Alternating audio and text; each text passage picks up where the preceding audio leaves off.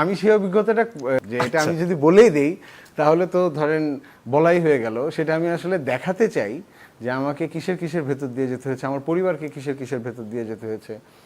প্রথমটার কথা বলছি, প্রথমটা করে ফেললাম, প্রচুর মানুষজন পছন্দ করছে। ইনিশিয়াল যে ভয়টা ছিল যে আচ্ছা বোধহয় কিছু হবে না, বিকজ এত মানুষ পছন্দ করে ফেলেছে, এখনো ডাক টাক আসে নাই। পর যখন মহানগরের সাকসেস সেলিব্রেশন করেছি যেই দিন আমাদের ফুল টিম, ঠিক তার পর দিন আমার কাছে ফোন আসলো যে আমি অমুক অফিস থেকে বলছি, এবং খুব একটু কড়া স্বরে বললো যে আপনাকে কালকে একটু আসতে হবে।